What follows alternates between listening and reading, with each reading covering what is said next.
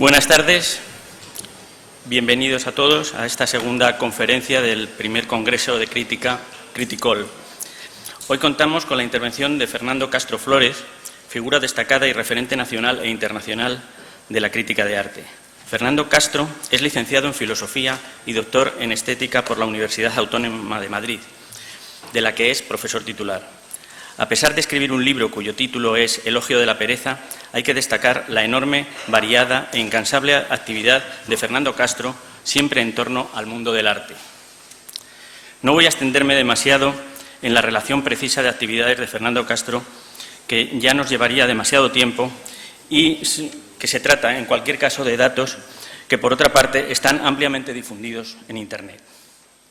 Solo destacar que, como docente, imparte clases de máster en diversas universidades e instituciones.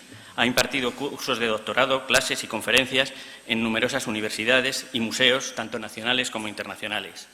Como crítico, es crítico de arte de ABC Cultural desde hace más de una década.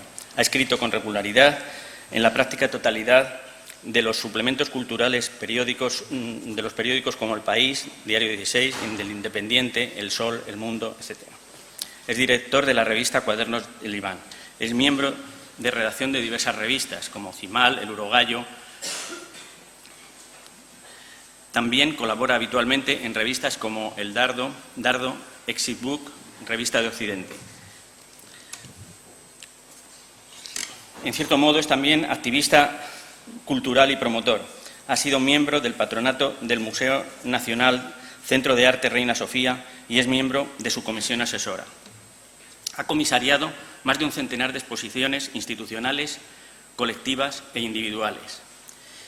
Entre sus libros destacan el ya citado Elogio de la pereza, Notas para una estética del cansancio, Escaramuzas, El arte en el tiempo de la demolición, Sainetes y otros desafueros del arte contemporáneo, y ya más recientes, Una verdad pública, Consideraciones sobre el arte contemporáneo, Contra el bienalismo, Crónicas fragmentarias del extraño mapa actual, y en 2014, Mierda y catástrofe, síndromes culturales del arte contemporáneo y Arte y política en la era de la estafa global.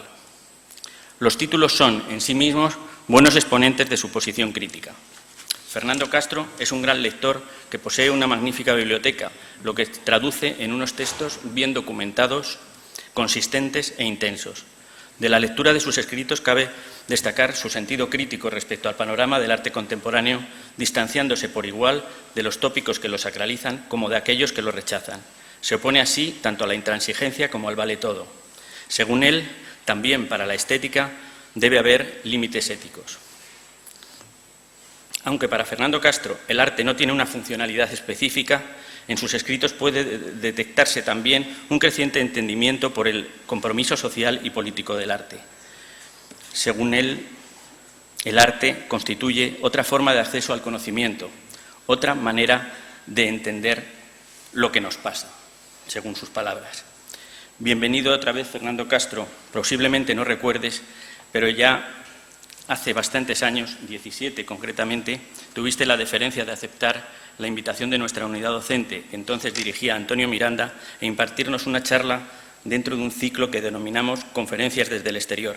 Recuerdo que tu charla versó sobre el land art y nos hablaste de una forma diferente de la obra de Smithson, Robert Morris y otros artistas.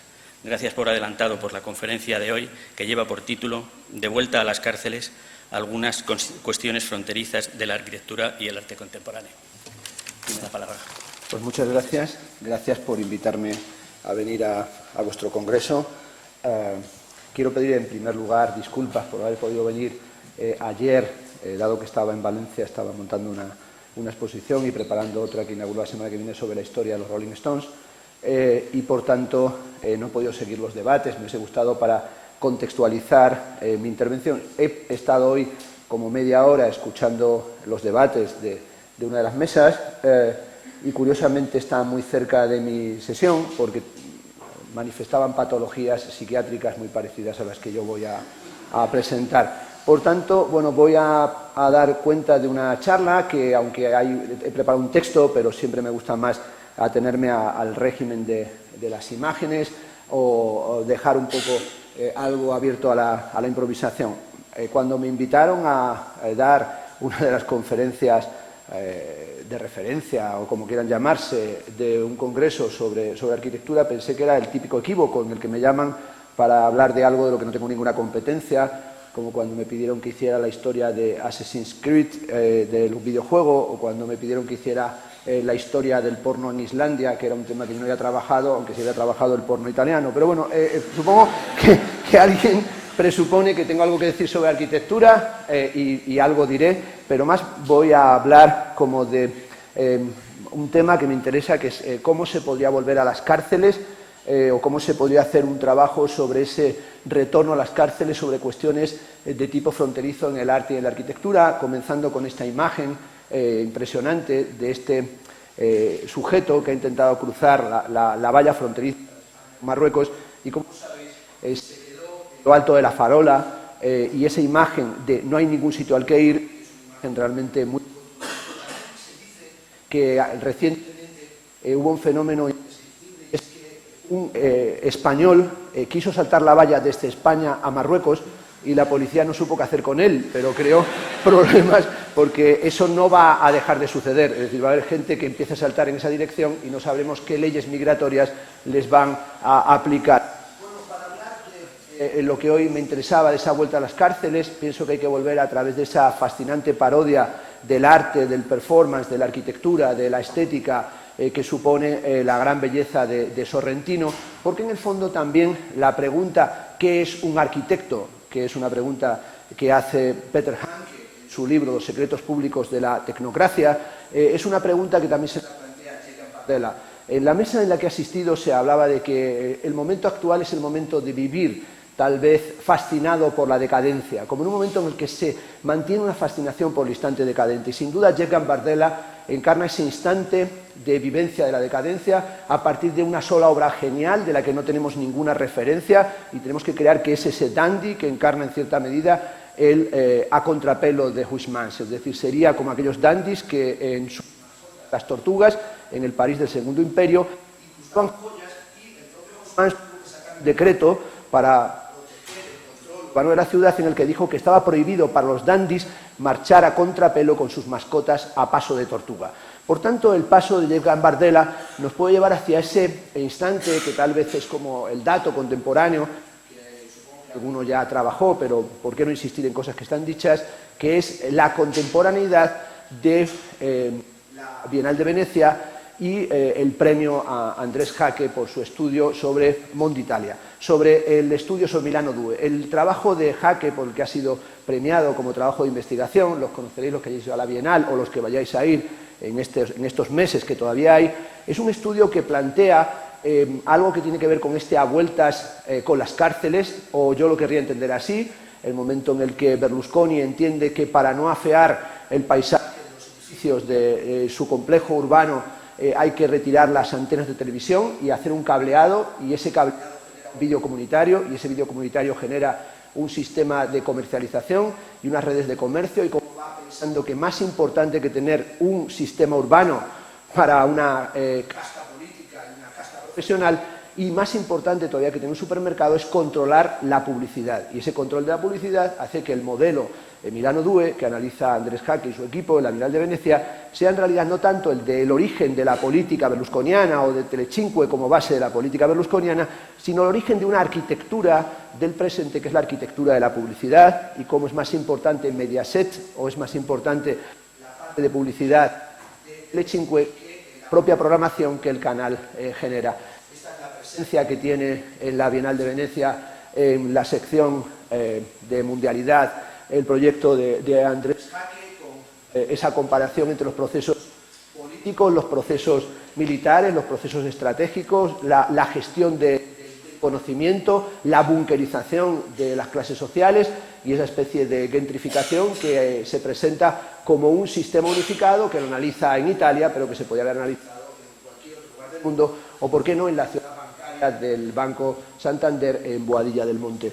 Quería contrastar o contraponer ese análisis que hace Jaque con el proyecto que planteó como exposición en el Centro de Arte 2 de Mayo Teresa Margolles que se llamó El Testigo, en el que Teresa Margolles planteaba un proceso de demolición, construcción y reconstrucción a partir de la experiencia de las transformaciones y la violencia social, la violencia política en Ciudad Juárez. Si habéis ido a Móstoles, que es donde está el centro de la Comunidad de Madrid, que tal vez el recuerdo de martes y 13 hace que uno nos acerque por allí, pues sabréis que allí esta exposición nos planteaba cómo las casas han ido siendo vandalizadas, pero también ella presentaba una escultura que era una edición, parecía una larga pieza como esta sala minimalista, como un bloque de esta altura, que progresivamente en un performance lo iba arañando hasta volver a reducirlo a la condición del polvo, a la condición del informe. La impresión que daba el trabajo de Teresa Margolles era que frente al proyecto de Milano Due, de la organización económico-televisiva del mundo, en ese mundo berlusconiano del que también formamos parte, Ciudad Juárez parece que nos hablaba de esa resistencia y de esa violencia social y esa violencia incontrolable que hace que a veces lo que permitiría que algo creciera en el orden establecido, sin embargo, saliera fuera del marco que propiamente lo mantenía disciplinado. Sucede evidentemente no solo en la arquitectura, sino también en el arte. Esta es una imagen reciente de una visita, tenía que dar una conferencia en la Tate Modern, sobre la que gira algo la conferencia, y me encontré con que un chico con sus padres se había puesto a dormir en un Donald Judd. Se ve que ya no podía con su alma y se tumbó ahí en el Donald Judd y los padres estaban encantados de la proeza del niño, que se había dado cuenta de que un Donald Judd permite que alguien se acueste, con el tiempo se harán camitas Donald Judd para que la gente también vaya trepando por ellas, y ese es, estando viéndolo, esa fotografía mía, al consultar el teléfono, me di cuenta que estaba ya ganando como trending topic el que había esta señora Stephanie Theodore, que era una galerista americana que estaba en la misma sala que yo, al mismo momento, una foto justo al lado mío, sin que yo me diera cuenta, en una de ellas, y dice, los padres y el tío del niño. Yo no era el tío, yo era uno que estaba al lado de aquellos. Y ella dice que son unos padres horribles, una familia horrible, que permite que el niño se acueste en el Donald Judd. Esta inmediatez del acontecimiento y de su devenir trending topic es algo que nos hace pensar que hay un espacio estético, arquitectónico, político, de obscenidad comunicativa que está más allá de los proyectos, de los viejos proyectos berlusconianos. Cuando pensaba en el proyecto Fundamentals, los fundamentos, me acordé de otro orden comunitario, que es el orden sádico y las jornadas, verdad, sádicas, que luego va a convertir en una fascinante película Pierpaolo Pasolini, en Salò, y esta es una de las imágenes de inspección de los sanos, especialmente porque asociado con lo escatológico, con la excrecencia, con la mierda, se encuentra la propia historia de la modernidad, desde la estética del complot que supone este pre-ready-made, la fuente de la que emana toda la fascinación y también esa enfermedad que se llama duchampitis, para la que no se conoce cura, pero también esa especie de estadio regresivo preduchampiano, que sería el momento en el que se hace la arqueología de la fuente de Duchamp, que es algo que se produce en la propia Bienal de Venecia, cuando Rencurgas dice que la arquitectura se ha convertido en una ficción total, y una de las cosas que incluye en la Bienal de Venecia es una historia del váter, ¿no? Es como algo que no se le había ocurrido a nadie, pero que es importante, ¿no?, que los arquitectos vuelvan a pensar en sus cagadas y en volver cómo se caga, dónde se sienta, qué son los váteres, y así va haciendo una reflexión que en cierta medida es subsidiaria del análisis que ya hizo Zizek de los diferentes tipos de váteres y cómo contempla uno su mierda una vez que la ha sacado fuera de su cuerpo. Bueno, pensaba que también el arte nos lleva hacia ciertas payasadas o hacia cierta estética de la ocurrencia, con estos vídeos que también están en internet o que son virales, en los que salen estos payasos satánicos que pegan martillazos en cabezas de muñecos y parece que han asesinado a una persona, y luego te dan unos sustos como sustos de muerte, o también esa dimensión como de arqueología de la precariedad contemporánea que se puede ver no solo en la Bienal de Venecia, sino cuando uno va a una feria de arte, como esta imagen de una pieza de la última feria de Arco en la que dice escribid a Papá Noel y pedid trabajo, que es sin duda esa especie de momento cínico del arte contemporáneo, que el cinismo no impide lo tautológico, porque es esta imagen también de la inauguración de una exposición con estas aspirantes a mayorets, con esta frase, el arte es lo que es, como si fuera también una pregunta por la autonomía del arte o por su propia condición, entre mil comillas, disciplinar. Bueno, el arte es lo que es, pero también es algo que tiene esa connotación de aparentemente insultarse para también interpelarse ideológicamente, como las piezas de los artistas californianos, donde nos habla de que son, bueno, como Paul McCartney, Raymond Pettibon, Mike Kelly, que son unos hijos de puta, o también esta pieza famosa, nos cagamos en los pantalones, nos hacemos pajas, estamos orgullosos de ello, que es el cartel enorme que tenían en la Escuela de Arte Contemporáneo del Sur de California. Es decir, los catedráticos Kelly, Raymond Pettibon y Paul McCartney habían puesto esta imagen, nos cagamos en los pantalones y estamos orgullosos de ello, también nos hacemos pajas, que es como una frase que sustituye a la vieja idea de aquí que no entre nadie que no sepa geometría, ¿no? Esa frase de la Academia Platónica, pues evidentemente cada escuela pone lo que necesita en la entrada de su escuela y parece que para ser artista hay que cagarse los pantalones, hacerse pajas y estar orgulloso de ellos. Este es un artista puertorriqueño que está como aceptando que él fue alumno de esa escuela y que acepta el código de la propia escuela. En cierta medida es como si todo fuera como un ejercicio de mala conducta o de un juego de niños que hacen la batalla de almohadas, que hacen la batalla de pijamas, y sobre todo en un momento en el que tenemos claro que está el fin de la ironía.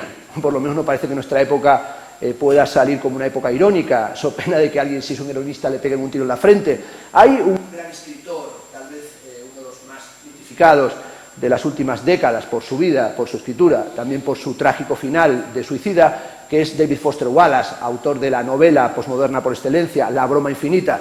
En uno de sus ensayos, uno de los mejores, Et unibus pluram, cuenta cómo él, como tantos de nosotros, prácticamente todos, salvo los que son más jóvenes, somos contemporáneos de la hibridación y de la influencia del relato televisivo en las construcciones narrativas y en la forma en la que pensamos, imaginamos y producimos. Evidentemente otra generación, la que nació a partir de los 80 y la que nació ya a partir de los 90, no es contemporánea a la televisión, sino que es la primera generación que no ve televisión. Es decir, la generación actual que ya no ve televisión, sino que en realidad ya se alimenta visualmente a través de otros canales, evidentemente a partir de Internet, y hoy la televisión es un medio, un metamedio, pero finalmente un medio residual. Ahí Foster Wallace dice que la ironía solamente es algo que se puede usar como un granus salis, ¿no? Es decir, es algo que sirve para un momento de emergencia, pero finalmente la ironía es un estadio de lo que llamó Nietzsche, en su segunda concepción intempestiva, la enfermedad histórica. Es decir, ese momento hegeliano de enfermedad histórica evidentemente conduce a la ironía, conduce al cinismo, conduce a la mentalidad epigónica, esa dimensión de mentalidad epigónica que hoy vuelve a gravitar sobre nosotros y que en los discursos del arte y la arquitectura es una constante o es casi un lugar común. Bueno, quería decir que ese fin de la ironía es un fin que lo podíamos detectar no solo en la literatura, se puede detectar también, evidentemente, la época del descalabro descomunal, es decir, es ese descalabro que lo asociamos con algunos de los grandes proyectos de la arquitectura de los últimos tiempos que hoy son valorados por todos como una gran cagada. Es decir, en el fondo todo el mundo está de acuerdo, sobre pocas cosas hay de acuerdo, pero que esto es un espanto, esto sí tiene un consenso, lo cual es triste, a lo mejor tiene que salir un defensor, un reivindicador, no sé si esto entra dentro de la estética que antes se señalaba del feísmo, ¿verdad? Pero esto es metafeo. Esto ya superó lo feo, el feísmo que tú reivindicabas gallego se queda corto, al lado del horror absoluto, ¿no? Esta especie de rampa, de un día como unos ancianos los llevaron en autobús, se subieron por la rampa, no pudieron bajar, cosa que pasa cada poco, entonces cada poco tienen que ir los bomberos de Santiago a bajar gente del edificio de Peter Eisenman, ¿no? Lo cual es una especie de performance que habla también del estadio de la arquitectura, no que haya ancianitos, ¿verdad?, en la tercera edad, por culpa de ancianitos también de la arquitectura. Bueno, este es, como digamos, el desierto de la deconstrucción, porque tampoco hoy parece que se pueda ir de deconstruccionista. Pensemos en el Parc de la Villette, de Schumi, y el encuentro que es de Eisenman y de Jacques Derrida, bello como el encuentro casual de un paraguas y una máquina de coser sobre una mesa de disección, bello como el encuentro de Eisenman y de Derrida en el parque de Schumi, ¿no? Ahí tenemos el jardín de la Jorá, ¿no? El jardín del Timeo, un jardín desértico. No solamente ir a visitar el jardín, el proyecto de Derrida y de Eisenman, yo creo que es uno de esos lugares que permitiría por sí mismo un gran trabajo de investigación, o por lo menos un TFM, ¿no?, para que la gente saliera al paso. También hoy estamos más allá de la deconstrucción en lo que llamaríamos el retorno de lo reprimido, que sería el interludio grunge, ¿no?, el interludio grunge. Y ese interludio grunge es el que hace que hoy, caídos ciertos ídolos de la teoría posmoderna y de la deconstrucción, uno de los tipos que prácticamente se salvan más, o uno de los iconos que se saca como bandera, es que hoy si uno dice, yo soy seguidor de Bohr, ya no se lleva. Yo soy seguidor de Hacking Bay, estás anticuadísimo. Me estoy leyendo a Derrida, demasiado tarde, no too late, ¿no? Ya se pasó el tiempo.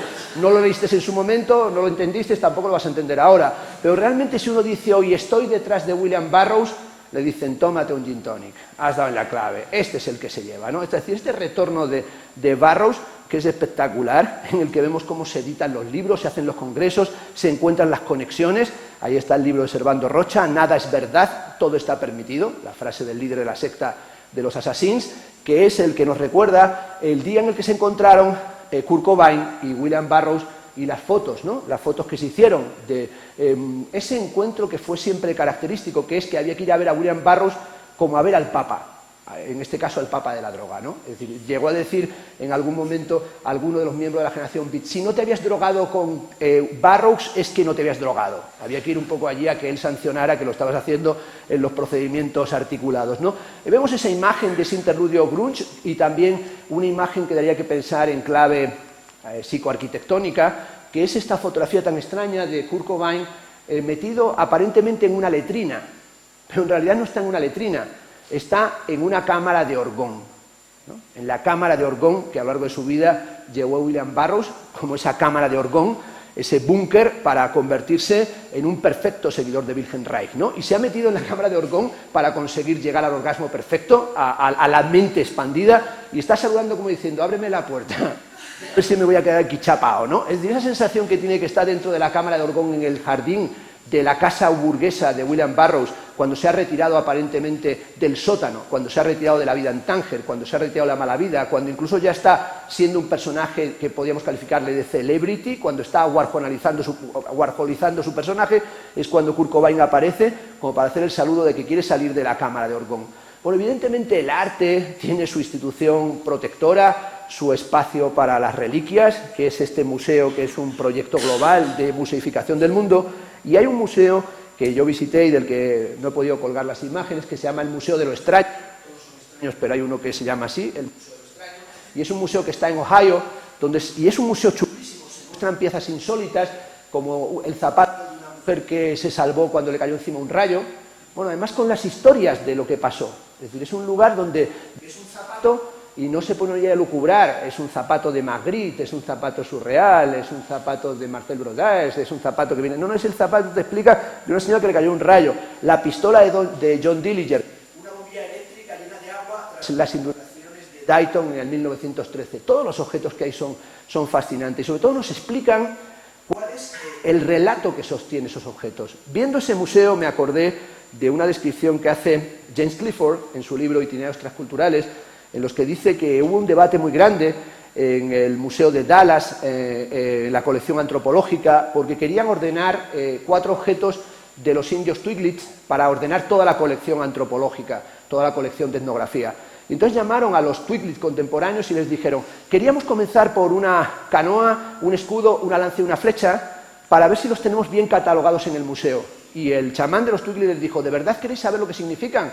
Queremos explicarlo. Llevamos años viniendo con nuestros hijos a visitar el museo y es un caos, los tenéis mal catalogados, porque están mal, por tanto, si queréis, empecemos con este objeto, con el escudo, y vamos dando la clave para que lo cataloguéis bien.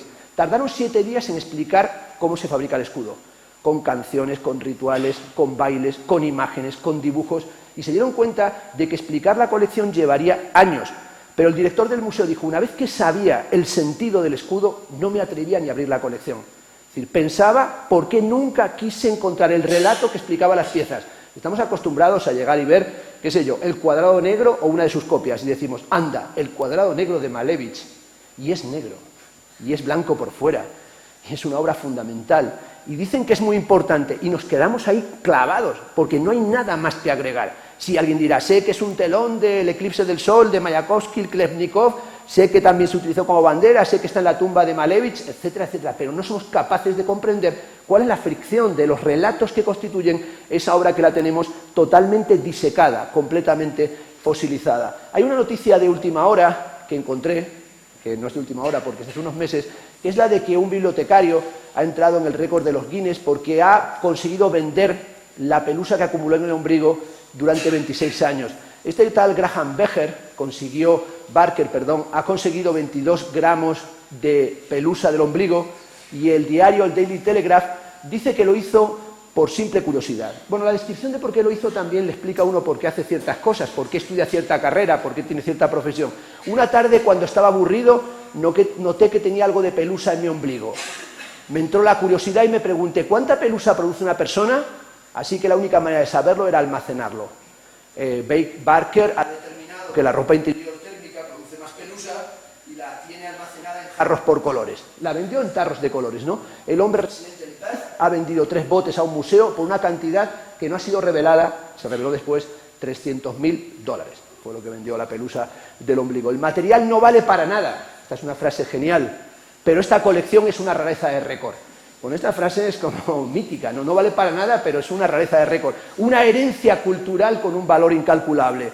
Barker se ha convertido en el único hombre que ha coleccionado pelusas durante tanto tiempo. Solo otro chico había guardado en el tener su material, pero se casó y su mujer lo dejó aparte. Bueno, creo que lo que dice esto vale para todo. Otro se aburrió, yo lo hice, no vale para nada, está en el museo, te casas y no te dejan que sigas. Pero esta dimensión de esta noticia es también la de ahora, ¿no? La de la arquitectura actual. Bueno, no vamos a meter los vídeos porque no lo sabemos, como cuando aparece, ¿verdad?, el asesor del presidente, ¿no? Un sociólogo que asesora. Hay muchos frikis planeando por Madrid. Y añade, lo digo con todo el respeto. Bueno, pues supongo que lo sabe por experiencia, ¿no? Porque se refiere a la alcaldesa de Madrid, es un comentario singular. Hay muchos frikis planeando por Madrid. Y sobre todo un momento en el que parece que lo que es fundamental es no solo acabar con lo disciplinar, sino también entrar en una fase de desacreditar. Bueno, ¿por qué no pensar que hay que desacreditar al arte? El arte lleva todo el siglo XX desacreditándose. Es un proyecto autoconsciente del arte. El arte quiere desacreditar su condición de arte con mayúscula. Y el arte ya resolvió la cuestión de la autonomía estética pues hace mucho tiempo. Bastaría ver el debate de Kant a Clement Greenberg para ver cómo acabó la teoría greenbergiana ya en torno a 1942. Pero lo que sí es cierto es que, por ejemplo, Filiu decía que la práctica del arte tiene que ser intentar acabar con todo aquello que pueda ser considerado arte, pero también estamos en otro proyecto, que es el proyecto de desprestigiar a la arquitectura. Pero es que la arquitectura se desprestigia sola, y este intento de represtigiar o repristinar como un prestigio perdido que hay que recuperar la arquitectura es un proyecto anacrónico, cuando no completamente reaccionario. Bueno, ¿qué es hoy la arquitectura? Esto es un tema que se va a haber desarrollado en la época del tertulianismo, es decir, en una época en la que hay asesores, pero también hay especialistas, y sobre todo este arquitecto que está haciendo un performance ya bastante como extraño y radical, ¿no? Cuando Joaquín Torres nos enseña a montar una mesa para la cena de fin de año muy original, llena de estilo y glamour, ¿no? También es un lugar hacia el que ninguno diga de esta agua no beberé o este cura no es mi padre. A lo mejor un día tiene que hacer esto mismo que hace Torres, es decir, cabe que tengas que aparecer haciendo esto. O también el interés hoy por la arquitectura, no de un arquitecto, sino del común, de la mediación. ¿Quién vive ahí? Estos son de esos programas fascinantes, ¿no? Es decir, se está aburriendo uno el fin de semana y en varias cadenas, ¿quién vive ahí, no? Entonces abren la casa y tengo un chalet en Cercedilla, mira qué bonito, tú. Es la mansión de los horrores, ¿eh? Es decir, realmente, si uno es horrendo, el otro es más horrendo. Es fundamental, si os habéis visto el programa, yo lo he acumulado para hacer un libro solo sobre este programa, que es, no se ve un libro ni por asomo. Es decir, ves casas de todo tipo de gente, de gente rica, de gente pobre, parece como hasta tipo Dallas, Dinastía, la Casa de la Pradera, algunas parecen, y realmente no ves un libro ni que te maten. Igual que tampoco ves obras de arte, lo cual está bien, porque por lo menos no han entrado en estas casas. Pero realmente esta idea de cómo son las casas, en medio de un momento de desahuciar y de desahucio permanente, pues son una de las indecencias contemporáneas, como también esta que se llama Millonario Anónimo, ¿no? Que es supongo que es un programa de juzgado de guardia, ¿no? Un tío dando limosnas, ¿no? O el jefe infiltrado. Ya es jodido tener un jefe, pero si el jefe está infiltrado, ya es todavía mucho peor, ¿no? Que aparezca uno que dice que es el trabajador y es el jefe, que luego te va a sacar y desvelar que es el jefe y te va a dar una limosnita para que te vayas de vacaciones a Canarias, ¿no? Este tipo de programas que son claramente biopolíticos son programas de la arquitectura del presente, del acontecimiento del presente, lo que llaman filósofos como Alain Badiou el resurgir de la historia. ¿Y qué es lo que resurge en la historia si no tomamos una perspectiva leninista, que es la única perspectiva contemporánea que analiza el fenómeno? Es decir, la perspectiva de análisis del despertar de la historia es un retorno filosófico del leninismo. Pero si uno no quiere adoptar, y no voy a forzar esta mañana que lleguemos a un pacto sobre la dimensión leninista del presente, uno tendría que entender que lo que reaparece es lo infraordinario. Y eso infraordinario que aparece es una dimensión que a mí por lo menos me ha interesado. Recuerdo cuando los acontecimientos del 15M, estando aquí en la escuela dando una conferencia, me dijo un catedrático, cuyo nombre no quiero acordarme, esto es tremendo, esto del 15M, le dije, sí, parece como tremendo en el sentido de Aschenbach, ¿no? Lo monstruoso que nos trastorna y que transforma la realidad. Dijo, no, tremendo porque muchos de los que están allí son alumnos de arquitectura, y vaya arquitectura de mierda que hacen. Entonces, el hecho de que hicieran Jaimas, a este catedrático le llamó la impresión diciendo, siendo arquitectos, ¿cómo no han hecho un proyecto arquitectónico para la Puerta del Sol, para la ocupación de la plaza? ¿Por qué no han hecho un proyecto que sea otra cosa en vez de hacer la tienda de campaña y la Jaima? Es decir, ¿por qué tiran hacia un comportamiento tan primitivo arquitectónicamente? Tal vez porque reaparece lo que llamó Perec lo infraordinario, es decir, porque el problema hoy es el problema de la novela de Perec, La vida a modo de empleo, es decir, ¿cuál es la arquitectura? ¿Qué tipo de arquitectura se puede hacer como una arquitectura que tiene en cuenta la vida y su modo de empleo? Uno de los mejores libros, en mi opinión, de arquitectura que he leído en décadas, y uno de los mejores libros en general, y eso es bueno, somos contemporáneos de obras maestras, y esta es una, es el libro de Chris Ware, Building Histories. Y este libro, que es un libro de gran formato, que se publicó en Estados Unidos y está recién traducido, el libro de Chris Ware está ya saludado como la gran novela gráfica, es decir, es la supernovela gráfica. Aquí vemos cómo es el libro, lo han traducido en nuestra lengua Fabricando Historias, es una pena, porque se llama en inglés Building Histories, es decir, es un libro que se tenía que traducir Edificando Historias, porque es un libro sobre qué significa edificar, qué es un edificio y qué tipo de relato se puede hacer de la vida en un edificio. Yo he señalado que el libro toma como modelo la vida a modo de empleo, es decir, que trata de establecer una historia. Si vemos la portada del libro La vida a modo de empleo, en la colección en la edición francesa, también vemos la sección de edificio en el libro de Chris Ware, y es un libro que tiene dentro de sí 14 libros, 14 cómics dentro de él, y también un desplegable en el que uno puede construir la estructura del edificio. Es decir, uno puede construir la historia del edificio. Es la historia de los que habitan a lo largo del tiempo en un edificio, contado desde el punto de vista de uno de sus inquilinos, que es una mujer a la que le han amputado una pierna. En buena medida se parece mucho a nuestro particular Chris Ware, que es el genial Ibáñez, con su 13 Rue del Percebe. Que si hoy volvemos a ver los cómics de 13 Rue del Percebe, son una historia de la arquitectura, de las formas de habitar en la ciudad, realmente fascinante, con toda esa cosa del que no quiere pagar lo que debe, del que acaba de robar una dentadura postiza en el metro, le ha robado a uno la dentadura postiza en el metro, del que viene con un toro que está totalmente drogado para que le den el visto bueno para torearlo en las ventas, de este que dice, portera, aquí hay un piso por alquilar, y sale uno de la alcantarilla y dice, yo le alquilo esto.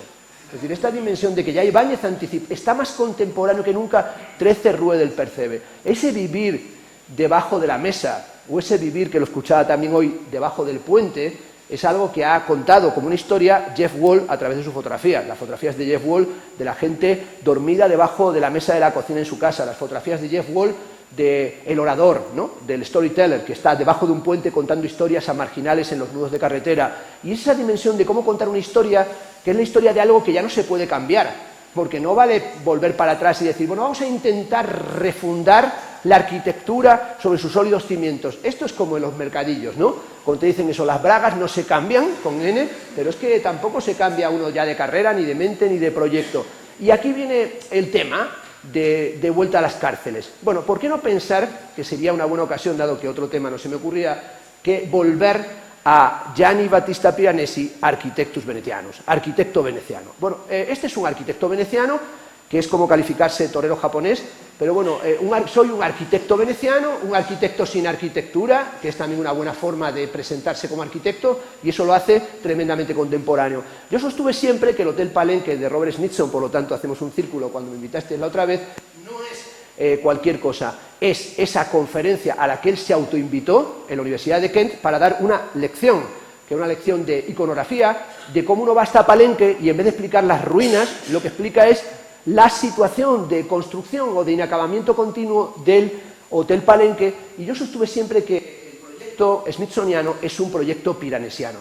Tuve mucha suerte o mala suerte durante muchos años porque no se ha publicado la conferencia del Hotel Palenque. Una vez publicada, se sabe que muchas de las diapositivas que proyectó habla continuamente de Gianni Battista Piranesi. Es decir, hoy la interpretación que yo daba como puramente intuitiva está documentada en sus propios textos. El plano del Hotel Palenque que él hace de las regiones no conocidas, etcétera, etcétera, que algunos lo interpretan como un atlas del pintoresquismo en clave pintoresca, en realidad es un intento de acabar con la historia estética del pintoresquismo y del propio proyecto romanticoide del land art o de las Hearthworks para proponer que el arte, dice él, degenera cuando se acerca a la condición de jardinería. Es decir, si uno lee, por ejemplo, el texto de Smithson sobre Central Park, se dará cuenta de que Smithson no era para nada un artista pintoresco, ni mucho menos un artista ecologista, sino al contrario, un artista que pensaba en la polución.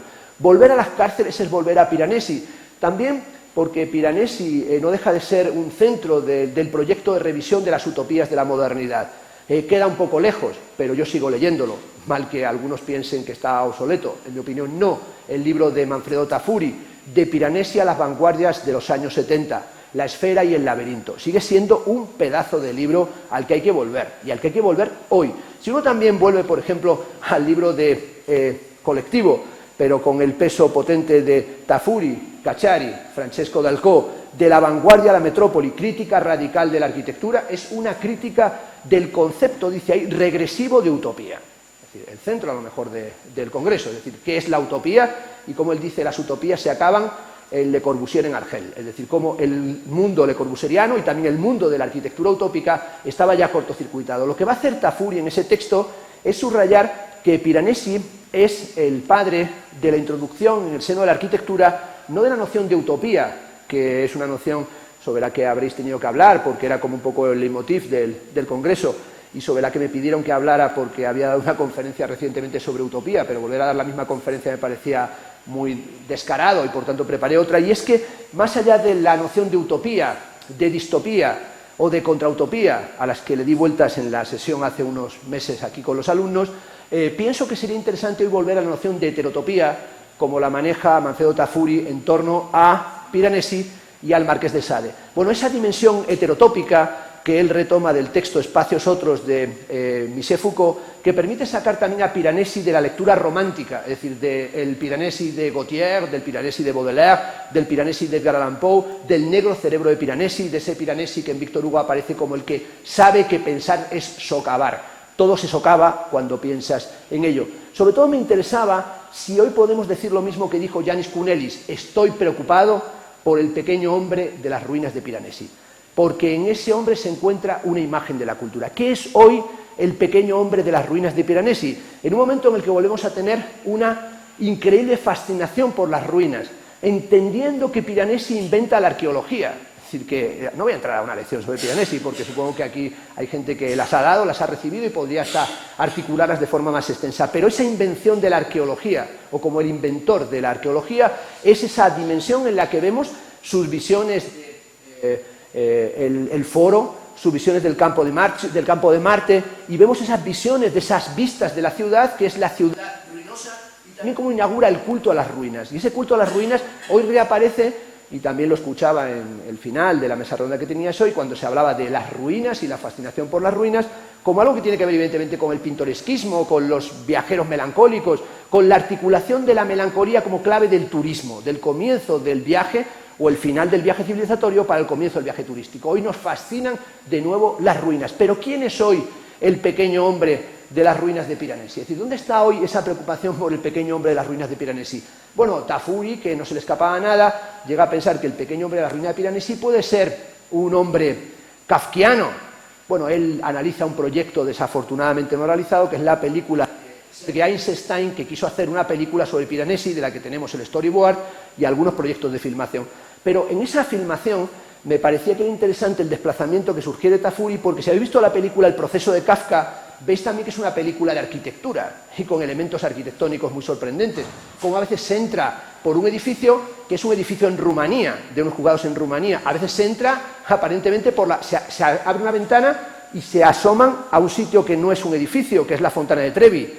Hay momentos en los que les vemos que están por corredores, que son corredores en el Gran Palais, les vemos en Francia, o sea, va mezclando espacios de arquitectura de todos los lugares del mundo, como sucede en La Gran Belleza, cuando en La Gran Belleza también dice: un amigo tiene todas las llaves de la ciudad, y le llevan, ¿verdad?, y entra a ver un museo y cruzan una puerta, y cuando cruzan una puerta se encuentran, que si alguien conoce Roma, se encuentran a 3 kilómetros del lugar en el que estaban. De repente están en los museos capitolinos, abren la puerta y están en la colección Barbarini. Y dice, esta es una obra de mi colección.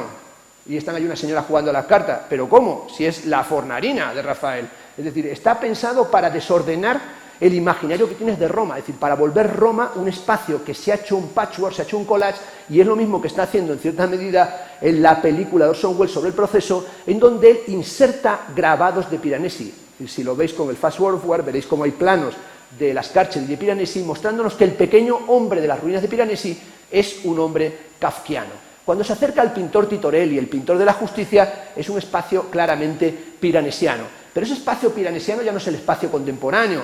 Nosotros no somos los herederos impunemente de Kafka. Sería muy fácil decir, no es que nosotros heredamos a Kafka. Bueno, sí, ¿y por qué vamos a heredar nosotros a Kafka? No tenemos la conciencia de la culpa con respecto a un juicio que nunca se va a desplegar para revelar cuál es propiamente la acusación.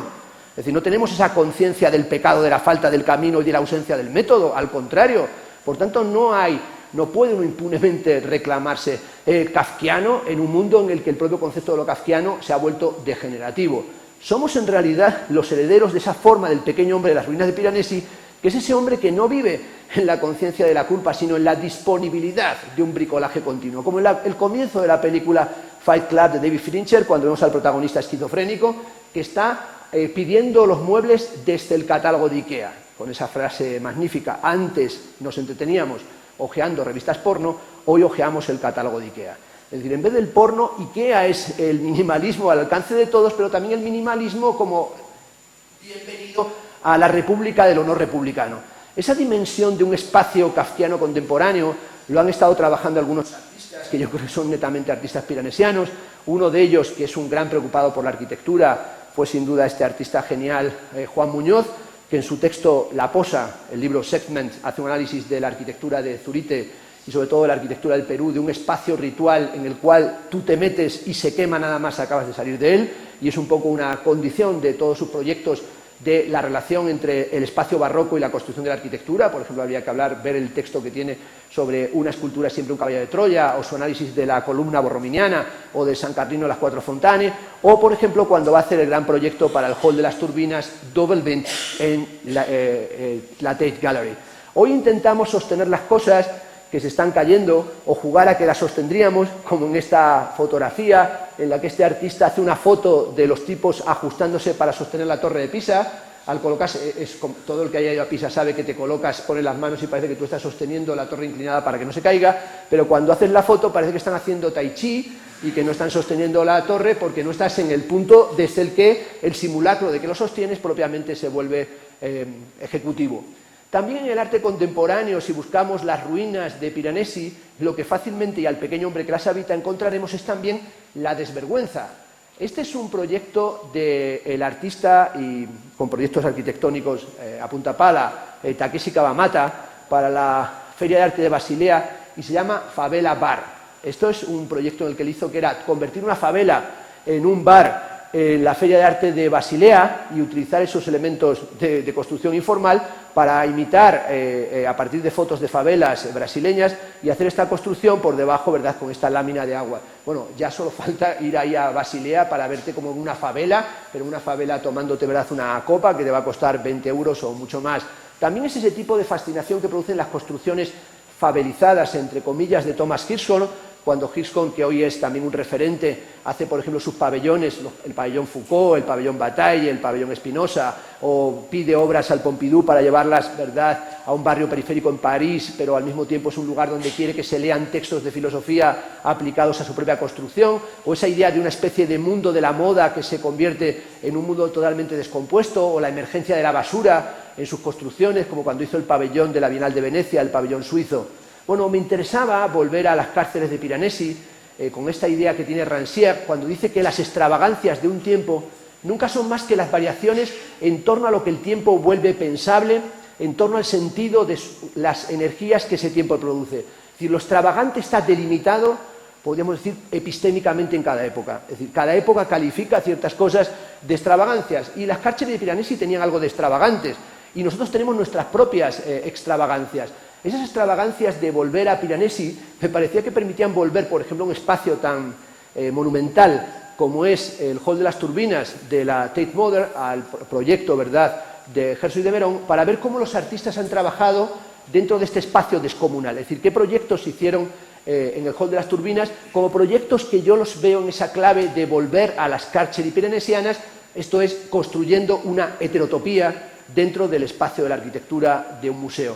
Este es el proyecto de Double Bend Tate Gallery de Juan Muñoz, en la que sale él mismo trabajando sobre el espacio, en el que creó ese nivel triple, el nivel de bajo, el nivel intermedio con las figuras, con las esculturas, como en un nivel de sándwich, y por encima el trampantojo, en el que creaba esa especie de wasteland, esa tierra baldía, con agujeros, huecos reales y huecos de trampantojo, y también un ascensor que lentamente recorría, y no practicable, en el que no te podías montar, que atravesaba los 3 niveles. También esa idea de construir un elemento alegóricamente arquitectónico, acumulativo, de paranoia acumulativa, en el caso de Rachel White-Harrett, o el caso de los famosos toboganes de Caster Holler, cuando instala los toboganes en la Tate, que fue un proyecto muy comentado, también como de parque temático, de divertimento.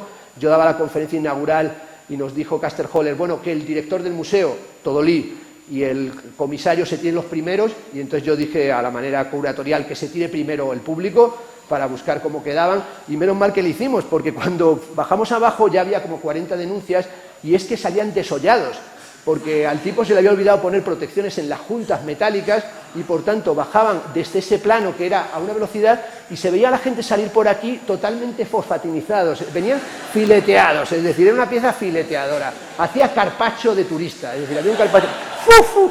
Y entonces dijimos, hostia, esto es peor que el Aquapark. Pues esta dimensión me pareció interesante porque siempre es como, ay, que me tiro en plan turismo, en plan parque temático, y luego te tiras y te acabas sangrando por todas partes.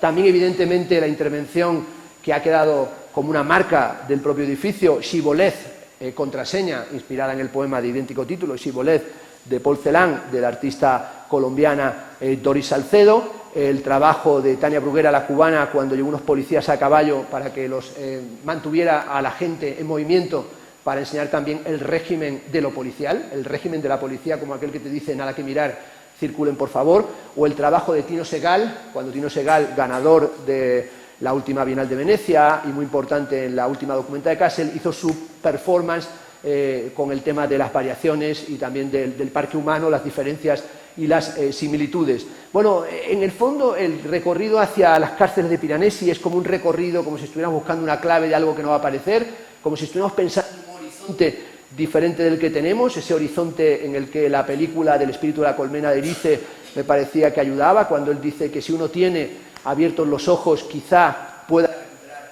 la vista, y especialmente porque Piranesi es nuestro contemporáneo. Bueno, estoy acabando con pequeñas pinceladas. Piranesi hace sus carceri y despliega la parte más intensa de su trabajo de arquitecto veneciano, recordando una ciudad que ya no es lo que era. Venecia ya no era la ciudad del comercio, ya no era la clave del comercio mundial. Y esa decadencia económica de Venecia hizo que Venecia se tuviera que reinventar. La Venecia a la que vuelve Piranesi como un fracasado de Roma, que ha fracasado en Roma, es una Venecia que se reinventa como la ciudad del carnaval, es decir, como una ciudad del turismo. Es decir, el carnaval veneciano es la consecuencia de la decadencia de la economía.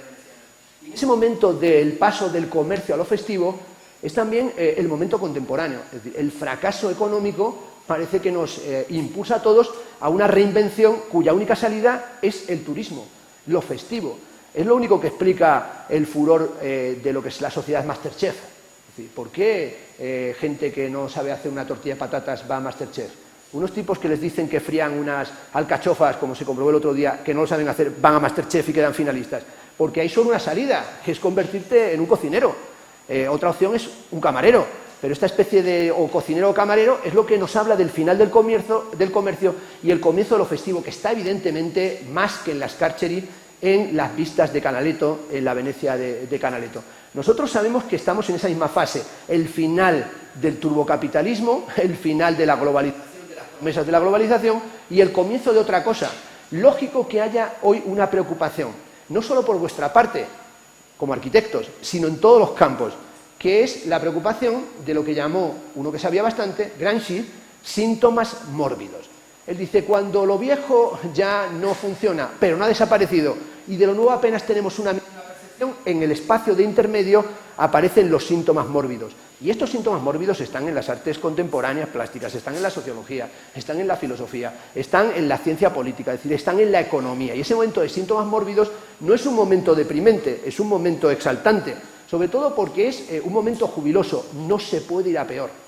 Entonces, en la medida en que no se puede ir a peor, es una lógica de Heráclito, solo sucede lo peor. Si no puedes ir a peor, pues quiere decir que algún día vas a ir a mejor. Y esta dimensión es también la dimensión de la mascarada, porque en el fondo Piranesi es el gran profeta de la mascarada y el inventor de la arqueología, o también, como se ha sugerido, a lo mejor las Carceri, que las hemos interpretado tantas veces, no surgen ni siquiera de la preocupación por introducir lo aberrante en el seno de lo real traumático, que no es la realidad, sino que en realidad la mascarada de Piranesi es que Piranesi enmascara en su arquitectura veneciana un proyecto político que sigue siendo contemporáneo, que es que él es el contemporáneo y el que da una respuesta arquitectónica, de arquitectura dibujada, a un libro del que él es directamente un emblema y un defensor y un portavoz. Un libro que se escribió exactamente ahora, hace 250 años, y que sigue siendo un libro para leérselo de la primera a la última página, Cesare Beccaria, de los delitos y las penas. Si las Carceri es el libro que surge por el debate sobre la tortura, sobre el debate sobre el sistema carcelario, sobre el sistema de obtención de la verdad. Volvemos una y otra vez al panóptico Foucaultiano y al paso de la disciplina de los cuerpos al control escópico, etc. Pero ¿por qué no volvemos al debate de los delitos y las penas de Cesare Beccaria, cuando ahora, como sabemos, por ejemplo, por el libro El efecto Abu Ghraib, el 82% de la población de los Estados Unidos justifica la tortura para obtención de datos que permitan acabar con los terroristas? Es decir, estamos en una época que es una época que está caracterizada por un fenómeno político crucial para la arquitectura y para el devenir de la sociedad, y es que estamos en estado de excepción. Es decir, el estado de excepción en dos ocasiones en la historia de la modernidad ha sido la forma en la que se gobernaba. La crisis es una forma de gobernar que fue, evidentemente, en el Tercer Reich y en el estado contemporáneo, dado que el estado de excepción se declaró el 12 de septiembre del 2001 y no se ha levantado el estado de excepción. Y da igual, porque somos el mundo de lo legal, de lo contractual, de lo discursivo, pero no se plantea por qué se mantiene el estado de excepción. Por eso vuelve hoy la gente a leer a Carl Smith, el teórico del estado de excepción. Por eso estamos en una situación de que es la arquitectura en la época del estado de excepción. ¿Es posible hacer algo excepcional cuando el sistema político mundial es un estado de excepción? ¿Cuál es hoy el sistema legal, el sistema jurídico, el sistema carcelario que permite que el mundo se despliegue como se despliega? ¿Y qué está haciendo cada disciplina, si es que siguen siendo disciplinas, con respecto a eso? En una novela de Stanislas Lem aparece un tal John Tiki que dice que el escozor parece ser el arte más moderno. Hay algo que nos pica, pero ni siquiera sabemos cómo arrascarnos. Y eso que nos pica es también a lo mejor algo que hoy se marcaba cuando se hablaba de cómo vivir debajo del puente. Podemos decir, ¿cómo se podía vivir debajo del puente? Porque en realidad hoy ya está todo el proyecto urbano de cómo no permitir vivir debajo del puente.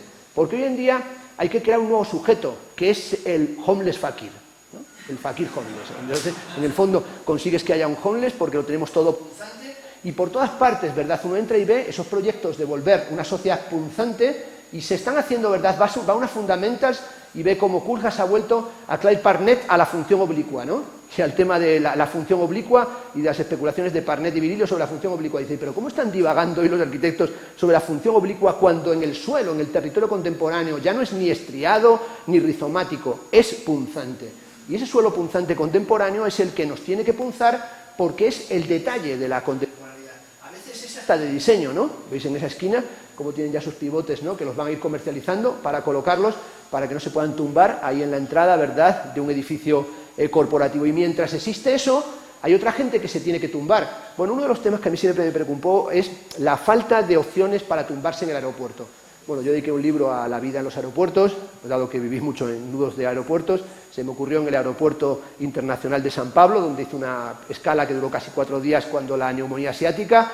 Dijeron que 3 pasajeros, uno de ellos yo, teníamos neumonía asiática, salimos hasta en los periódicos brasileños y en español dijeron, hay un español que tiene neumonía asiática. Finalmente mi padre se enfadó porque dijeron que era de Palencia y dijo, escribió al País, no es de Palencia, es de Plasencia, es mi hijo. O sea, entonces yo era casi famoso, ¿no?, como un enfermo de la neumonía asiática. Tenía una gripe castellana, pero es igual, por lo menos tuvo mis minutos de fama como enfermo de neumonía asiática. Y nos dejaron allí tirados en el aeropuerto y realmente cuando estás tantas horas no sabes dónde ponerte, porque todo está pensado para que no te puedas tumbar. Los brazos, las sillas, y vas convirtiéndote como en el Tom Hanks del tipo que se queda en el aeropuerto, y yo dije que algún día había que inventar unos lugares inevitables en los aeropuertos que son club de alternes. O sea, club de alternes. En el aeropuerto hay de todo, ¿no? En el aeropuerto hay McDonald's, hay avión McDonald's, no solo motor McDonald's, hay aviones hamburguesería, que es un sueño como de que vas en una hamburguesería volante. Yo fui un viaje a Tokio en un avión McDonald's, del McDonald's, y realmente me monté encantado y dije, coño, hamburguesas de Madrid a Tokio. Es como el sueño de cualquier gilipollas, ¿no? Pero yo creo que también lo soy. Entonces cuando entré y empecé a oler hamburguesa, casi me quise bajar antes de que arrancara el avión. Pero realmente ha sido de las torturas psicológicas más grandes de mi vida. Fuimos varios amigos, nunca más nos hemos vuelto a hablar. Es decir, rompimos relación. Cuando vas y van sacando hamburguesas, horas y horas, y Coca-Cola, es una experiencia muy desagradable. Pero si ha llegado la hamburguesa, ha llegado el quick massage, que te dan masajes en los aeropuertos, ha llegado las tiendas duty free gigantescas, que es lo que permite que exista algo como la T4, donde te ponen esas distancias, 17 minutos, 14 minutos, y dice uno, pero a la velocidad de Usain Bolt, ¿no? Y te están puestos las distancias que hay que recorrer, pero evidentemente no para un handicapé. Es que han creado estas cabinas, que las han creado actualmente, para descubrir el confort del sueño. Entonces, unos al mundo fakir y otros a las cabinas isobáricas, ¿no? Es decir, a dormir y evidentemente también a la actividad sexual, que es inevitable en un aeropuerto. Y mientras tanto, las cárceles nunca cesan. Es decir, las cárceles están ahí. Y esa vuelta a las cárceles es volver a una cárcel que es la ruina de la contemporaneidad. Oí antes hablar de las obras ruinosas. Decía Smithson, no hay salida, ningún camino a la utopía, ningún más allá en términos expositivos. Comprendo que es algo inevitable, un ir hacia los bordes, hacia la quebradura, a lo entrópico, pero incluso eso tiene sus límites. Bueno, esta es la dimensión de obras que son ruinosas, no porque sea tempus edax rerum, el tiempo de las cosas, sino ruinosas desde el principio, como la leñada parcialmente hundida, que está arruinada deliberadamente. Y esa dimensión de la ruina es una dimensión fotogénica, es decir, el carácter fotogénico de la ruina. Y ese es el melodrama de la ruina, que nos atrapa con su cualidad fotogénica, pero nos impide pensar la estructura de la ruina social, de la ruina del propio pensamiento crítico. Es lo que sucedía con el vaciado del edificio de Rachel Weisz, producido por el equipo de Art Angel, cuando crearon este vaciado del edificio como una escultura pública, pero que nos habla de la dimensión fantasmal de la arquitectura, la falta también de relato de la arquitectura, es decir, la incapacidad del arte para hablar de la arquitectura, sino en términos de un monumentalismo petrificado, es decir, de un monumentalismo sin relato. En cierta medida nos encontramos en ese momento en el que, como en la película Carretera Perdida de David Lynch, no hay banda. Es decir, en la película, como sabéis, llega este momento de lo que se llama el Club Silencio, y en el Club Silencio aparece este presentador que dice que no hay banda, van cantando una serie de personajes, tocando la trompeta, pero vemos que es un playback, y sale la que se llama La Llorona de Los Ángeles y canta una canción muy emotiva, y las espectadoras, en esa idea de vértigo de Hitchcock recreado en Carretera Perdida, de repente empiezan a llorar y le da un soponcio a La Llorona de Los Ángeles y vemos que es un playback. Y esta dimensión del playback es una dimensión tremendamente contemporánea, porque es el abismo de lo actual, un playback continuo. Este es el único vídeo que sí quiero poner, por lo que lo encontré ayer, y es un vídeo fascinante del playback contemporáneo o de sus condiciones.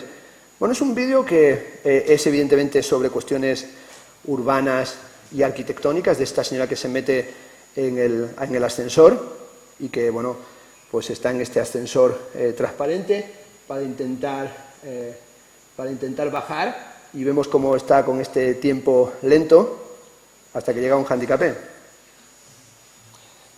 Bueno, está como cabreado, como diciendo, estaba de espaldas, en realidad no podía saber que venía a meterse en el ascensor, pero él se lo toma realmente mal, porque dice, bueno, se ha marchado, pero no voy a dejar que se vaya, porque ya por lo menos yo tengo que conseguir.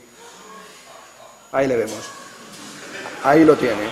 Bueno, pues esta es una situación en la que estamos con bastante frecuencia, es decir, intentamos entrar como sea, y al final, entrando como sea, pues nos la pegamos como sea. Bueno, ¿por qué no pensar en que hay que reciclar? O que hay que reciclar el pensamiento arquitectónico, el pensamiento artístico contemporáneo, para no intentar entrar como sea, para intentar ver qué es lo que podemos construir en medio de esta condición actual.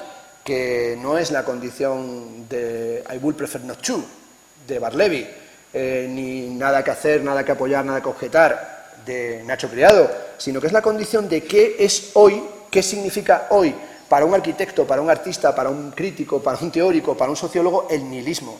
Es decir, qué forma tiene el nihilismo, que es, evidentemente, el estilo de la decadencia. El texto de Nietzsche, nosotros los europeos, Europa es el estilo del nihilismo. Y ese estilo del nihilismo es un estilo que algunos artistas afrontan en referencias a la arquitectura. Esta es una obra que está ahora mismo en la Galería Juana de Izpuru, de Jordi Colomer, que tiene mucho trabajo en relación con la arquitectura, que es en el desierto, en una duna, cerca de una playa, una serie de gente que está llevando cajas como para construir una ciudad, y finalmente pues el viento y la arena les van dificultando su tarea, que es una tarea inevitablemente inútil como el trabajo de Sísifo, hasta que se reúnen y consiguen hacerse allí una paella o comer juntos. O también esto que se llama Mapa de Estambul, donde una chica está gritando de las azoteas de la ciudad, tratando en medio de las antenas parabólicas, de esas antenas que Berlusconi hizo que desaparecieran de Milano Due, comunicarse con alguien. Y nos planteamos en esta obsesión mía de a vuelta con las cárceles, volver a las cárceles, ¿cuál es la cárcel contemporánea? ¿Y quién es hoy el pequeño hombre de las ruinas de Piranesi? Y tal vez ese pequeño hombre sea el hombre de las ruinas de Piranesi, es ese hombre que produce continuamente energía en una bicicleta estática que aparece en el segundo capítulo de la fabulosa serie Black Mirror, ¿no? Echaron el otro día los 3 primeros capítulos seguidos en televisión, algunos lo veríais antes, pero este capítulo, bueno, el primero es tremendo, de Black Mirror, ¿no? Han secuestrado a la princesa de Inglaterra y solamente la devolverán si el primer ministro fornica con un cerdo. Bueno, y esa pieza, ese trabajo, se consigue porque en Twitter y en Facebook, a golpe de Twitter, van a hacer que finalmente el primer ministro se folle al cerdo. Pero no solamente eso, sino que no es una reivindicación de un grupo terrorista, es una obra de un artista contemporáneo, de un artista que, siguiendo la lógica del escándalo, la lógica de los Young British Artists, ha querido crear la estética del shock. El segundo capítulo es este tipo que vive pensando en que algún día triunfará si llega a colocar todos sus puntos y compra un ticket, que es el ticket del paraíso, que le va a llevar a la utopía absoluta, que es poder intervenir en un programa de reality show, que es un karaoke, y si lo consigue podrá entrar o a una serie de películas porno o anunciar cosas, ¿no? Y esta dimensión de esta vivienda, ¿no? Totalmente tecnificada, ¿no? Hipertecnológica, y de este aburrimiento sideral, es la dimensión de nuestro karaoke contemporáneo, es decir, de un karaoke en el que tal vez, buscando la teoría contemporánea, tenemos que ir a los playbacks contemporáneos, a los karaokes contemporáneos, para ver qué sucede allí. Porque a veces uno piensa, después de tantas intervenciones en el Hall de las Turbinas de Herzog y de Merón, ¿cuál fue la más contundente? Donde se vio ahí las arañas de Louis Bourgeois, el sol de Olafur Eliasson, donde se vio la intervención increíble sobre el campo de concentración de Miroslav Balka. ¿Cuál fue la intervención más alucinante? La de Bruce Nauman, Raw Materials, donde no metió nada, donde no había en el espacio arquitectónico ningún objeto, sino únicamente el sonido del edificio, el sonido del sistema de ventilación, y frases e interpelaciones que cuando recorrías el espacio eran las voces que la propia arquitectura parece que oculta, que el propio espacio del arte parece que oculta. ¿Qué es lo que ahí se dice? ¿Qué discurso está surgiendo? ¿Qué ruidos, qué rumores se encuentran en el espacio de la arquitectura? Y son esos rumores que él ha desarrollado en sus mínimas intervenciones sobre qué es habitar o cómo se habita en la contemporaneidad. Por ejemplo, en su pieza, en esta habitación en la que entras y solamente hay una bombilla, que es una bombilla que parpadea a medida que va diciendo lo que se escucha primero bajo, pero luego como un grito, que es: fuera de mi mente, fuera de mi habitación.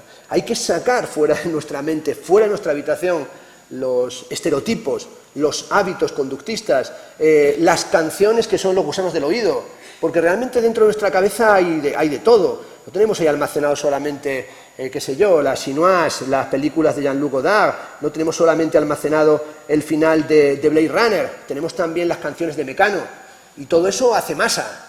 Y a veces se entremezcla y perjudica, pero estás ahí como queriendo hacer el listo, y estás soltando la chapa sobre Hegel, o estás hablando de Mies van der Rohe, el buen Dios está en los detalles, esto ya lo dijo Meister Eckhart, y plataplín, pataplum, y tienes una fiesta en Mecoletri, y ese momento pavoroso y que te acecha es lo bueno de lo contemporáneo, porque si solamente fueras una especie de miesiano que va vendiendo ahí la torrija de mies, y que tiene presente a Meister Eckhart, pues habría que llevarle directamente a un convento, ¿no?, para que allí predicara. Pero saber que todo el que está hablando tiene dentro un batiburrillo de cosas, ¿no?, que tiene Sálvame Deluxe metido, que sabe quién es, yo qué sé, quién es Dinio. Es que uno dice, oiga, ¿ha leído usted a Zizek? Sí, bueno, ni de coña, me suena, pero ¿sabe usted quién es Dinio? Ah, sí, es uno que se acostó con Marujita. El que uno tenga eso en la cabeza es un síntoma de nuestro tiempo, es decir, tenemos una cantidad de bazofia y esa bazofia hace masa, esa bazofia es masa crítica y hay que sacar algo a partir de esa bazofia. En un momento en el que, como decía Foucault en su texto sobre espacios otros, la última frase de su texto sobre las heterotopías y también terminando la conferencia, en las civilizaciones sin barcos, los sueños se secan, el espionaje reemplaza la aventura y la policía a los corsarios. Decía él que la heterotopía no es como la utopía, la utopía es geométrica, es compensatoria normativa, todas esas cosas que han dicho 1000 veces, la utopía es insular, no es un archipiélago, no está en una zona urbanizada, la utopía es un sistema geométrico, ético, compensatorio, a partir del cual se juzgan las normas morales de la sociedad en la que estamos. Eso está en Campanella, en Tomás Moro, eso lo encontramos en la Isula Barataria, es decir, la historia de las utopías, desde la época renacentista hasta el final del discurso utópico con Mumford, o con la historia de las utopías de Mumford, sabemos que es un sistema de análisis crítico-político de un espacio geometrizado. Y dice, sin embargo, Foucault, la heterotopía no es un espacio otro desde el que juzgamos críticamente el mundo en el que vivimos, es algo que está aquí, es inmanente, es el espacio otro que está aquí pero que no somos capaces de entenderlo. La cárcel, la prisión, evidentemente de la que he hablado alegóricamente, el burdel decimonónico, el jardín, el barco corsario, la institución mental. Es decir, esa especie de genealogía, que es también una genealogía biopolítica y arquitectónica, porque en el fondo el análisis de los dispositivos de visibilidad, la formalización de Foucault, que es un análisis de la arquitectura epistémica del presente, la genealogía de la arquitectura, del concepto, de los conceptos del presente, es algo que él termina con esta idea de que si no hay barcos corsarios, solo aparece la policía, el régimen del circulen, por favor. Y es ahí donde pensaba que tal vez podía hacerse un juego de quitar barcos por bancos y recordar el Sareb, ¿no?, que es ese juego del Monopoly. Descubrí muy recientemente que el Monopoly se inventó, se inventó en el siglo XX, pero sobre todo se popularizó en los años 30. Uno de los primeros grandes defensores del Monopoly, que se tiró meses y meses jugando, incluso mandó para perfeccionar cartas a los inventores del Monopoly para que cambiara ciertas reglas, fue Walter Benjamin, que en el exilio en Dinamarca con Brecht se tiraban horas y horas jugando al Monopoly. Eso me encantó, estos dos cerebros en la época que estaban haciendo el proyecto de Crítica y Verdad, en el proyecto de las iluminaciones, del discurso interrumpido, del final del aristotelismo, del dilema de que a la institución de la política contesta el arte político, es decir, en el momento del debate del siglo XX, que es el debate del realismo, es decir, hoy se hablaba, escuché una frase que me llamó poderosamente la atención en la mesa redonda que fui, ahora toca acercarse a la realidad, bueno, como si la realidad viniera de suyo, ¿no? Pues no, ahora toca repensar el realismo, el debate del realismo, es decir, qué ha sido el realismo y qué es el realismo como debate crucial de los años 30 y como debate del pensamiento estético, del pensamiento artístico y de todo el pensamiento y de la cultura contemporánea, como un debate que se dijo, pero esto es cosa de Antonio López, ¿no? Esto es cosa de cuatro taraos que no saben que el arte evolucionó hacia la abstracción, no, el debate del realismo es el debate traumático de estos años en el que uno aprende en el Monopoly que a veces lo mejor es estar en la cárcel, ¿no? Es decir, esto es lo bueno del Monopoly, es decir, si estás en la cárcel no pagas al pasar por las casas de los demás y por lo tanto es bueno estar allí metido porque mientras tanto los otros van perdiendo dinero en las posesiones tuyas y en las posesiones de los otros. Bueno, tal vez este es el momento para terminar con el Sareb, donde el chiste de Forges dice que el banco peor va a ir convirtiéndose en el banco pésimo y uno dice me pido presi. Muchas gracias.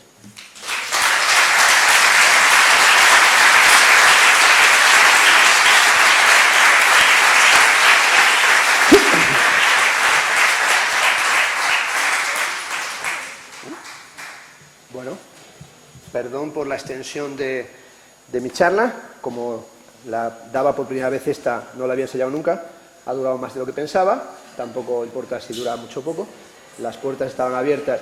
No sé si la convención es que se hacen preguntas o esto queda... Si las hay, se puede... Por allí tenemos una intervención.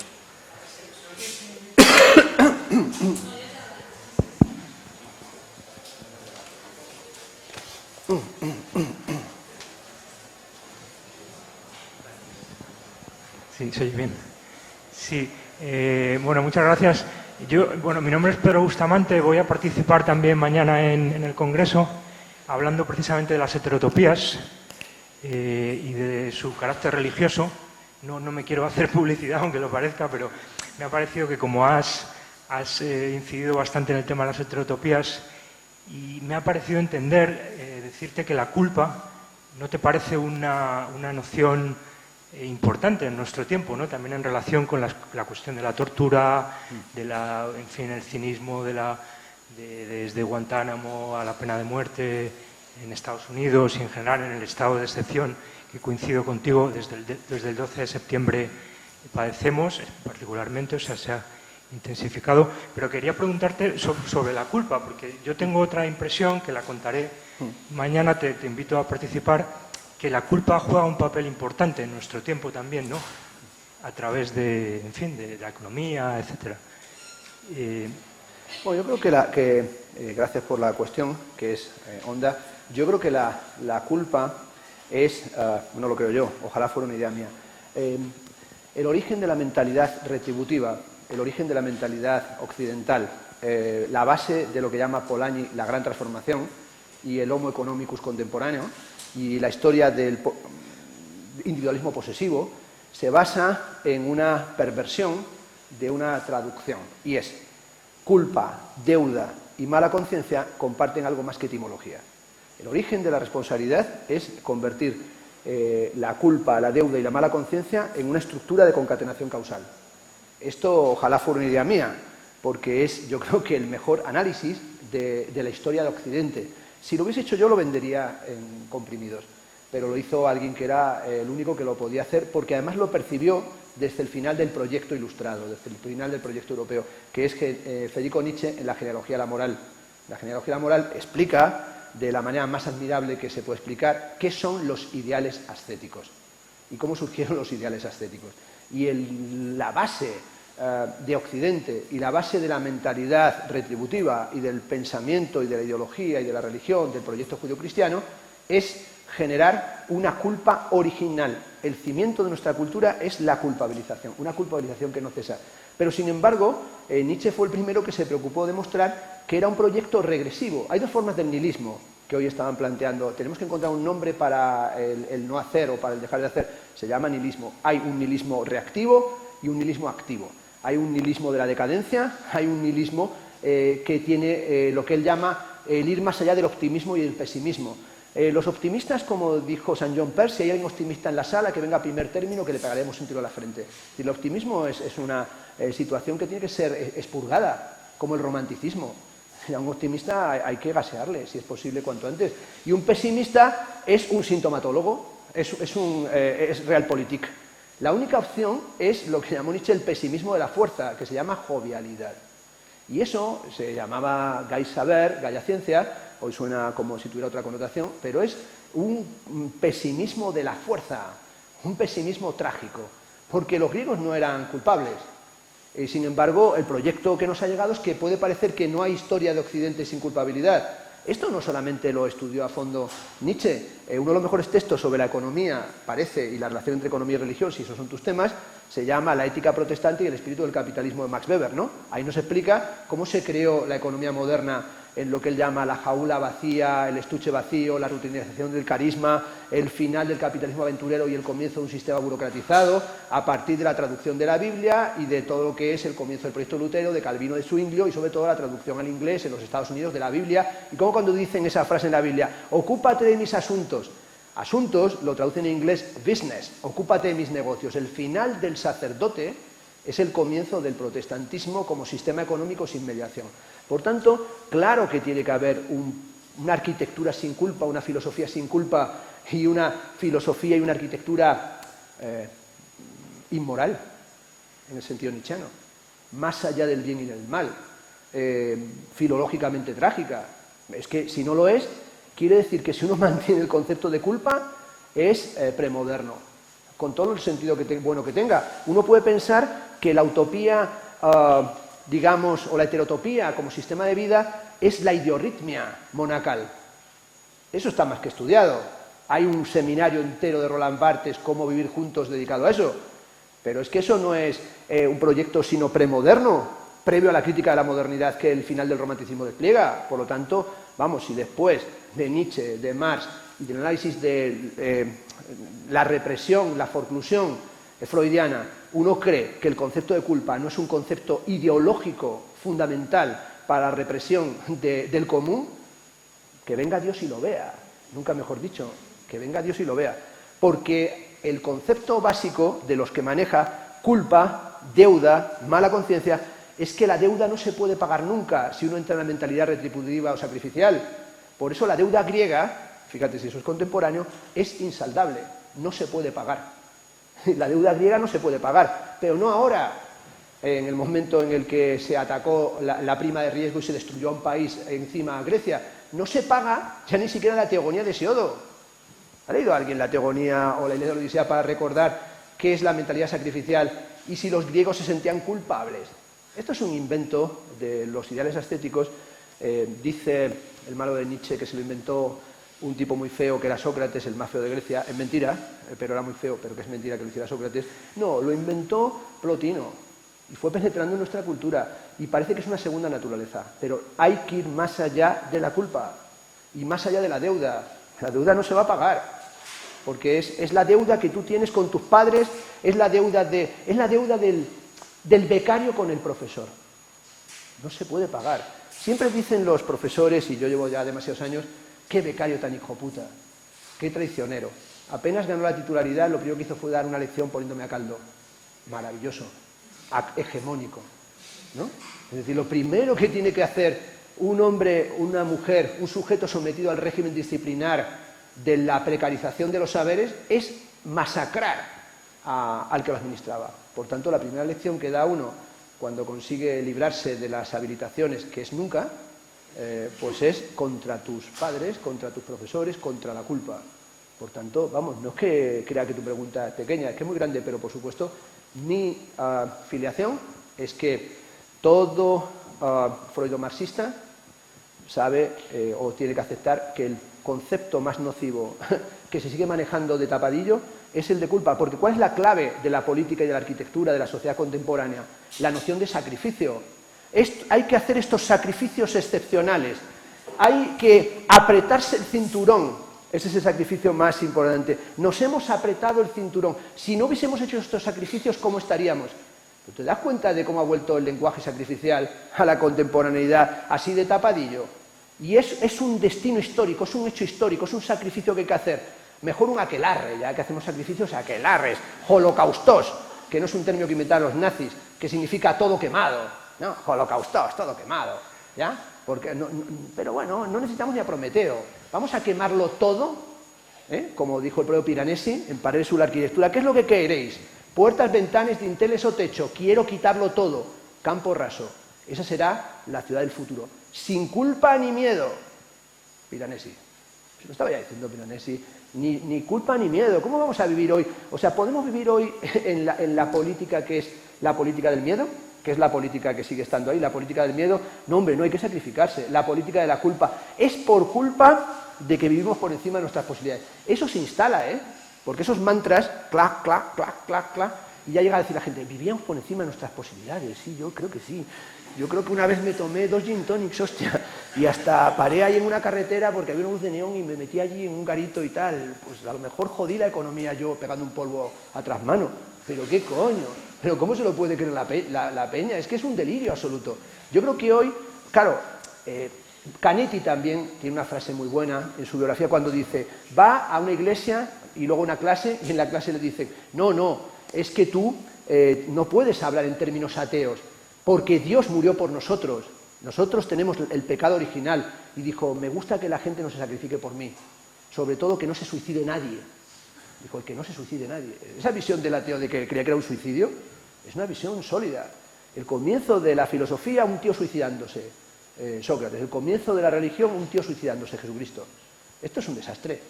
No puede ser así la cosa. O sea, es que, por tanto, espero que mañana renuncies a la vida monacal y pegues una chapa nietzscheana.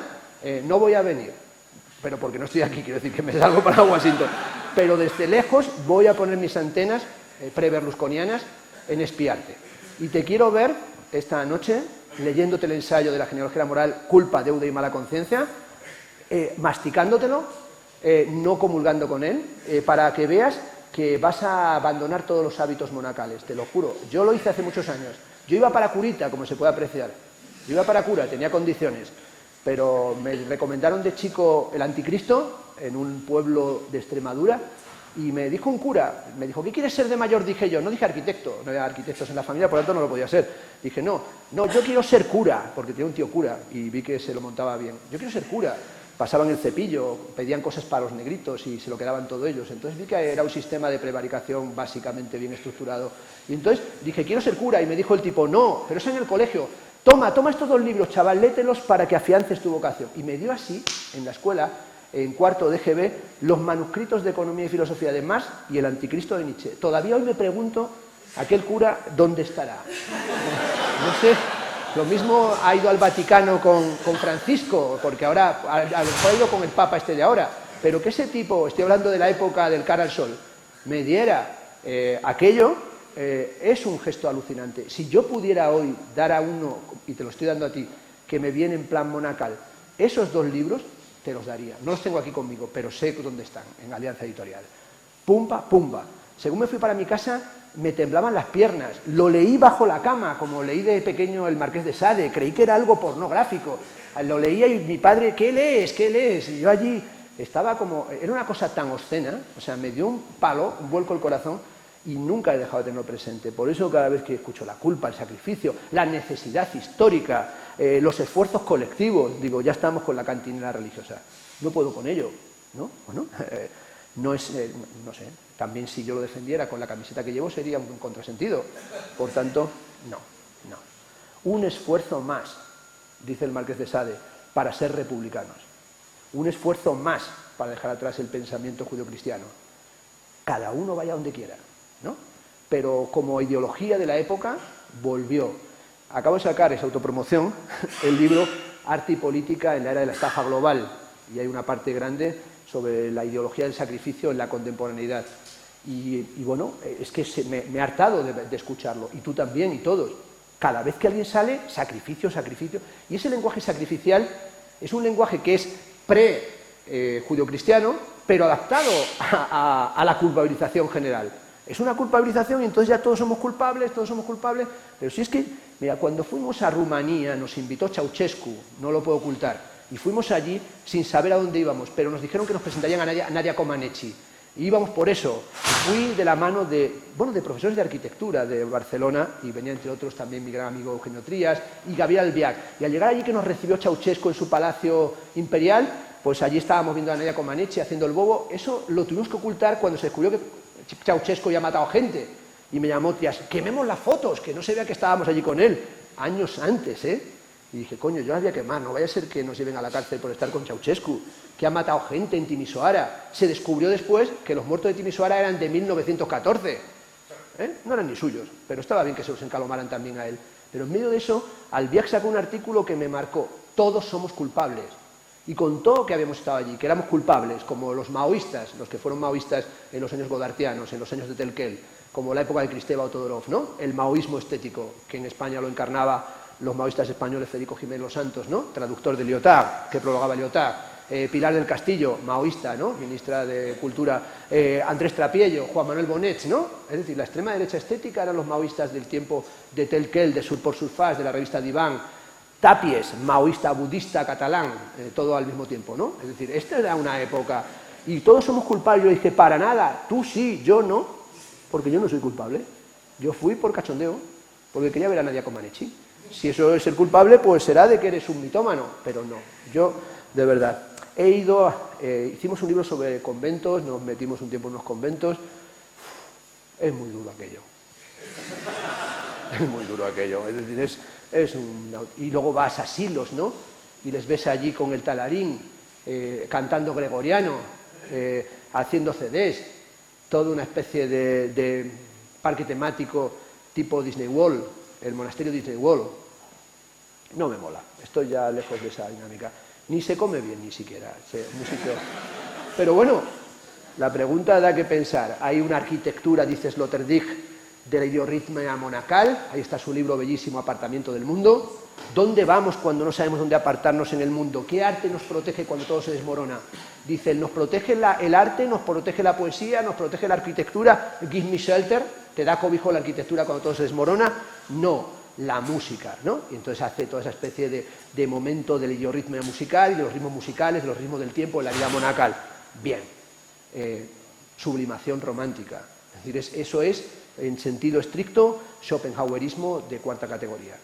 Es huir del drama del mundo a través de la melancolía que la música propone. Pero es que hoy eso, sacarlo así, tal y como están los temas, no parece lo más fácil. Es verdad que a lo mejor alguien dirá, pues mira, a lo mejor es que ahora el mundo Podemos nos puede llevar allí, al convento. No parece que sea así. El mundo, a mí el fenómeno me interesa y lo apoyo y formo parte de él, porque nos lleva como a una mezcla de la clau, ¿no? Que es la base de los teóricos, la base de la que ha tirado todo el equipo que articuló el proyecto, pero nos lleva también al campo. Este dato de no compra la ropa en el campo, pues eso fue un dato bien bueno, porque crea como una especie de dinámica. Entonces ya dice, hay que acusarle porque compra la ropa en el campo. Bueno, pues a lo mejor hay gente que ya está yendo a disfrazarse de perro flauta al campo, y entonces esas filas enormes que he visto en la entrada al campo el otro día, o me la he imaginado, de gente que los imaginaba que eran los votantes de Podemos en la entrada al campo, es una imagen muy poderosa, arquitectónica, sociológicamente, masas vistiéndose con el look Podemos en el campo. Es una noticia de telediario, ¿no? Puede salir otra vez, hay mucho friki y mucha gente en el campo. Ya está, a lo mejor se hunde la empresa. Bueno, gracias y nos vemos en otra.